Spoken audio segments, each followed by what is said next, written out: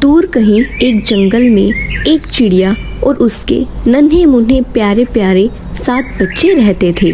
चिड़िया अपने बच्चों का खूब लाड प्यार करती और उनका अच्छे से ख्याल रखती।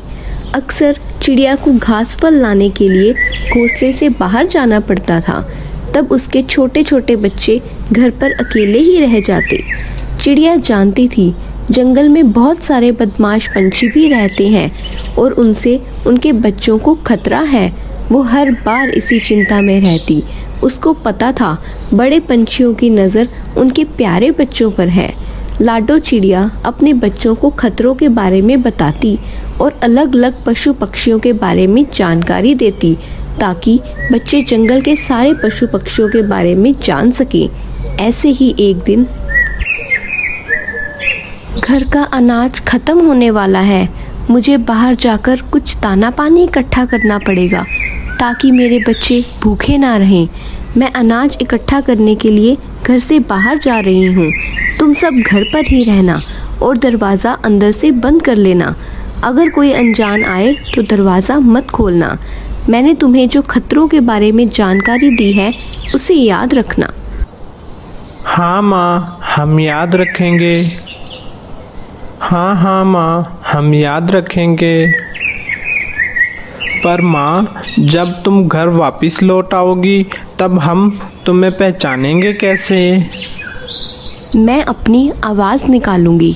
जब तक तुम्हें समझ में नहीं आए कि ये तुम्हारी माँ की आवाज़ है तब तक दरवाज़ा नहीं खोलना। हाँ माँ, आई बात समझ में। ठीक है, अब मैं जा रही हूँ। दरवाज़ा बंद कर लेना। लाडो घोंसले से बाहर चली गई। बच्चों ने अंदर से दरवाज़ा बंद कर लिया। चलो माँ के आने तक कुछ खेल खेलते हैं। हाँ, चलो चलो। कोई तकिए पर नाचने लगा, कोई अपनी डॉल के साथ खेलने लगा तो कोई घास की तिलियों के साथ घोंसला बनाने लगा। एक बच्चा तो अपने घोंसले में जाकर कंबल ओढ़कर सो गया। थोड़ी ही देर में लाडो चिड़िया अनाज लेकर आ गई। बच्चों, दरवाज़ा खोलो, मैं आ गई। लगता है माँ आ गई। चलो दरवाज़ा खोलते हैं। नहीं, माँ ने तो कहा था जब वो आएगी तो अपनी आवाज़ निकालेगी। हाँ, हम उसको अपनी आवाज़ निकालने को बोलेंगे। माँ, अपनी आवाज़ निकालो ताकि हम तुम्हें पहचान सकें। लाडो ने अपनी आवाज़ निकाली। हाँ, ये तो माँ ही है। हमें दरवाज़ा खोलना होगा। ऐसा कहकर बच्चों ने दरवाज़ा खोल दिया। माँ, तुम आ गई। हाँ मेरे बच्चों, मैं आ गई। चलो अब खाना खा लो। बच्चों ने अनाज खा लिया। रात हो गई। चलो बच्चों, अब सो जाओ। दिन भर खेल कूद करते रहते हो। घर का सारा सामान फिर मुझे लगाना पड़ता है। क्या करें माँ, तुम अनाज इकट्ठा करने के लिए घर से बाहर जाती हो, इधर हम सब बोर हो जाते हैं। हाँ, मुझे पता है सब। मैं बाहर जाती हूँ, ये तो एक बहाना है खेल कूद करने का। चलो अब सो जाओ। ऐसा कहकर लाडो ने बच्चों के मुंह पर नरम नरम कंबल बिछा दिया। सारे बच्चे सो गए। लाडो सोच विचार करने लगी। ऐसा कब तक चलता रहेगा? मुझे मेरे बच्चों की बहुत चिंता हो रही है। सुबह हो जाती है। चलो बच्चों, अब मैं बाहर जा रही हूँ। तुम्हें पता है ना क्या करना है? हाँ माँ, पता है। तुम हमारी चिंता मत करो। हम अंदर से दरवाज़ा लगा देंगे। जब तक तुम्हारी आवाज़ नहीं आती तब तक दरवाज़ा नहीं खोलेंगे।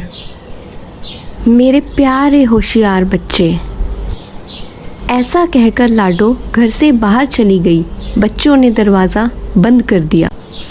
तो ये बात है, बहुत दिनों से मैं देख रहा हूँ इस चिड़िया ने तो अपना खूब दिमाग लगाया है, पर मैं भी कम होशियार नहीं हूँ।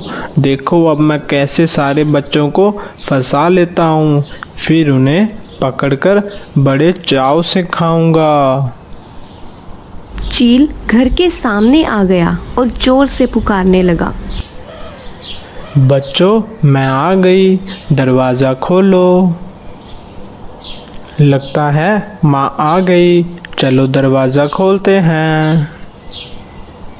हाँ, पर माँ ने तो आवाज़ ही नहीं निकाली। माँ, अपनी आवाज़ निकालो ताकि हम तुम्हें पहचान सकें।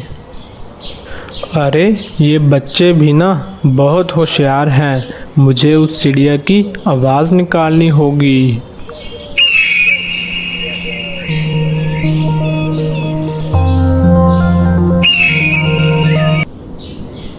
अरे नहीं, ये तो किसी और पंछी की आवाज़ लग रही है।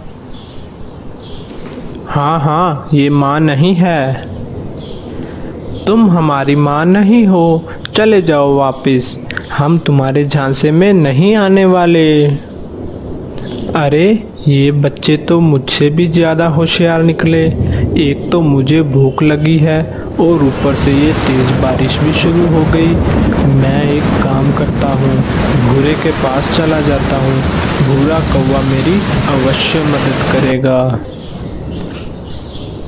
ऐसा कहकर चील भूरे कौवे के पास चला जाता है। भूरा कौवा अपने घोंसले में घोड़े बेचकर सो रहा था। भूरे, अरे ओ भूरे, ये ऐसे नहीं उठेगा। इसके मुंह पे अभी पानी डालता हूँ, तब ये नींद से उठेगा। चील भूरे के ऊपर बारिश का पानी डाल देता है। कौन है? किसने मुझे जगाने की हिम्मत की? अरे, मैं हूँ तेरा दोस्त चील। क्या यार, ऐसे कौन उठाता है? क्या करूँ दोस्त, काम ही कुछ ऐसा है। ऐसा कौन सा काम है जो तूने मुझे इतनी मस्त नींद से उठाया? मैंने सुना था तुम्हें खाने में चिड़िया के बच्चे बहुत पसंद हैं। यार, पर क्या करें, आजकल की चिड़िया तो बहुत होशियार हो गई है। हाथ ही नहीं आती, ऐसे ही भूखे पेट सोना पड़ता है। अरे, आज तेरी भूख मिटने वाली है।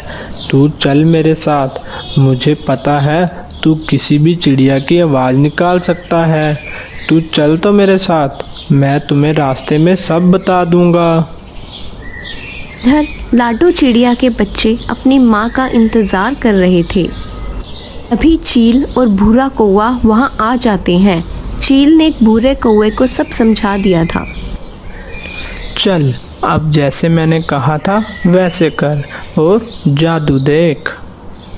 भूरा कौवा घोंसले के सामने आ जाता है। लाडो चिड़िया की आवाज़ निकालने लगता है। अरे वाह, लगता है माँ सच में आ गई। बच्चे बहुत देर से भूखे थे। माँ, क्या तुम आ गई?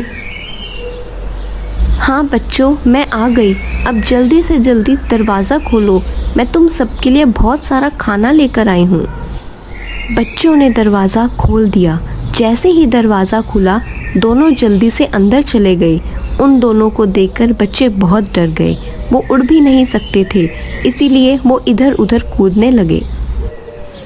चल भूरे, जब तक चिड़िया वापस आ जाए उसके पहले इन्हें लेकर चलते हैं। भूरे कौवे ने सारे बच्चों को थैले में डाल दिया। उनको लेकर दोनों वहाँ से भाग गए। जब वो दोनों उड़कर जा रहे थे, तभी लाडो चिड़िया ने उन्हें जाते हुए देख लिया। ये क्या बात हुई? ये दोनों यहाँ कैसे आ गए? मुझे कोई गड़बड़ लग रही है। लाडो अपने घर के पास आ जाती है। उसने देखा घर का दरवाज़ा तो पहले से ही खुला था। वो घर के अंदर चली। अरे नहीं, ये क्या हो गया? मुझे लगता है ये चीलों और भूरे कौवे का ही काम है। मुझे अभी जाकर बच्चों को बचाना होगा, नहीं तो वो दोनों मेरे बच्चों को नुकसान पहुंचाएंगे। लाडो तेज उड़ते हुए दोनों के पीछे निकल पड़ी। उसे बस अपने बच्चों की चिंता हो रही थी। काला कौवा बारिश की वजह से अपने घोंसले में बैठा हुआ था। तभी उसे लाडो चिड़िया तेज उड़ते हुए दिखाई देती है। अरे लाडो रुको, इतनी जल्दी में कहाँ जा रही हो? कालू बाहर आ गया। क्या हुआ लाडो, इतनी तेज बारिश चल रही है और तुम फिर भी उड़ती हुई जा रही हो। मुझे जाने दो, मुझे लगता है चीलू और बूरे ने मेरे बच्चों को पकड़ लिया है। मेरे बच्चे खतरे में हैं। हाँ लाडो, मैंने अभी उन दोनों को यहाँ से उड़ते हुए जाते देखा। उनके हाथ में कुछ बड़ी चीज थी, तभी मुझे थोड़ा शक हुआ था। हाँ कालू भैया, इसीलिए मैं इतनी जल्दी में थी। वो दोनों मेरे बच्चे को कुछ नुकसान ना पहुंचा दें, इससे पहले मुझे उन दोनों को सबक सिखाना होगा। नहीं लाडो, ये समय अपनी शक्ति दिखाने का नहीं है। इस समय हमें उक्ति से काम लेना होगा। हम दोनों मिलकर भी उन दोनों का कुछ नहीं बिगाड़ सकते। क्या तुम्हें मुझ पर विश्वास है? हाँ कालू भैया। तो एक काम करो, तुम राजा के पास चली जाओ। उन्हें लेकर तुम चीलों के अड्डे पर आना, तब तक मैं उन्हें संभाल लूँगा। हाँ कालू भैया, आप जैसा कहते हैं मैं वैसे ही करूँगी। तब तक आप मेरे बच्चों का ख्याल रखना। ऐसा कहकर लाडो राजा के पास चली गई और कालू चीलू के अड्डे की तरफ निकल पड़ा। इधर चीलू और भूरा कौवा अपने ठिकाने पर पहुंच चुके थे। भूरे, क्या हुनर है रे तेरे पास? तेरी वजह से आज हमें पेट भर बच्चे खाने को मिलेंगे। हाँ यार, तुमने भी कमाल कर दी। इसमें हम दोनों का बराबर दिमाग लगा है। तभी कालू कौवा वहां पर आ गया। अरे ये कमबख्त कहाँ से आ टपक पड़ा? क्यों भूरे, क्या चल रहा है? मुझे तो लगता है तुम्हारी पार्टी चल रही है। मैं खाली कबाब में हड्डी बन गया। चलो यहाँ से निकलना ही बेहतर होगा, वरना तुम दोनों कहोगे बने बनाए घर में सांप घुस गया। हाँ ठीक ही कहा तूने, चला जा यहाँ से। हाँ हाँ, वैसे भी कौन रुकने वाला है यहाँ पर मेरे दिमाग में एक शंका थी, मुझसे रहा नहीं गया, इसलिए मैं पूछना चाहता हूँ।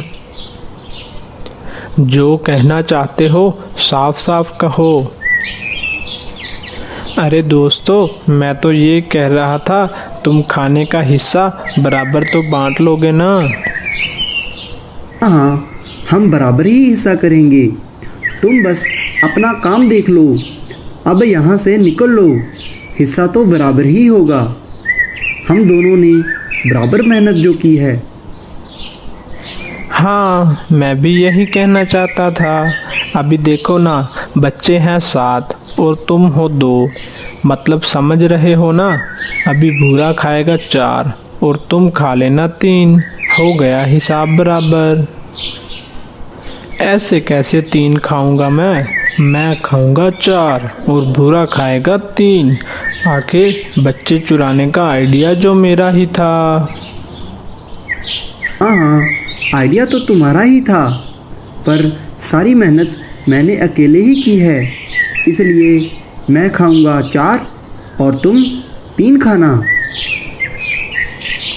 अगर मैं तुम्हें बच्चों के बारे में नहीं बताता तो तुम क्या मक्खी पकड़ते?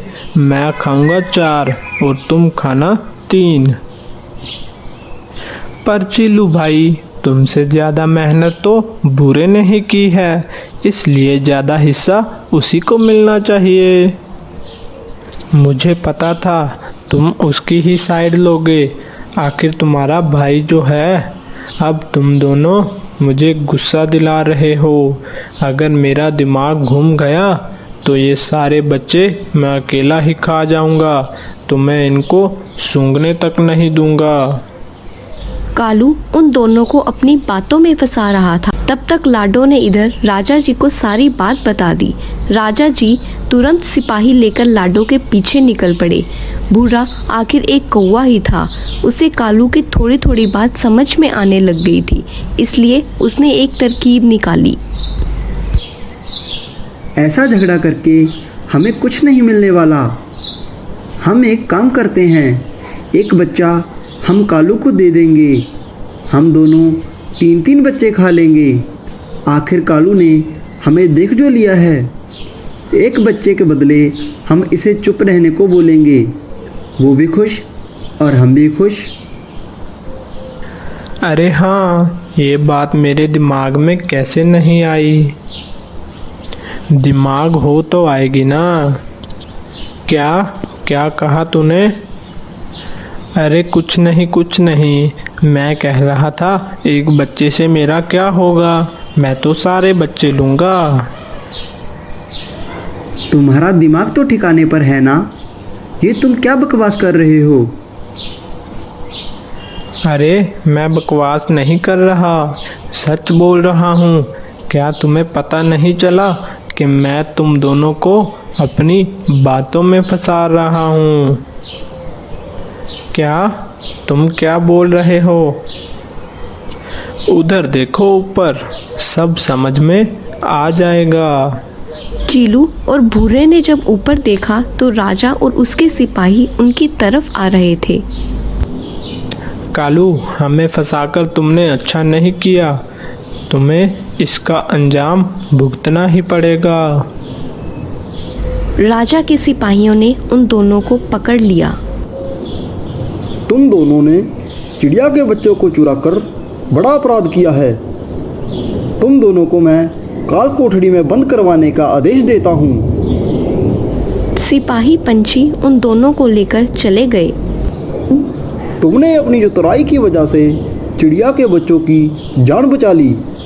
हम तुम्हारे शुक्रगुजार हैं और बख्शीश के तौर पर तुम्हें नया घर देने की घोषणा करते हैं। कालू भैया, तुमने मेरे बच्चों की जान बचा ली। मैं इसका एहसान जिंदगी भर नहीं भूल सकती। ऐसे नहीं चलेगा लाडो, तुम्हें मुझे गाना सिखाना होगा। नहीं कालू भैया, वो छोड़ो, मैं कुछ भी सिखा सकती हूँ। अरे मैं तो मजाक कर रहा था, मैं तो पहले से ही अच्छा सिंगर जो हूँ। अगर आपको हमारी स्टोरी अच्छी लगी तो चैनल को सब्सक्राइब करना मत भूलिएगा।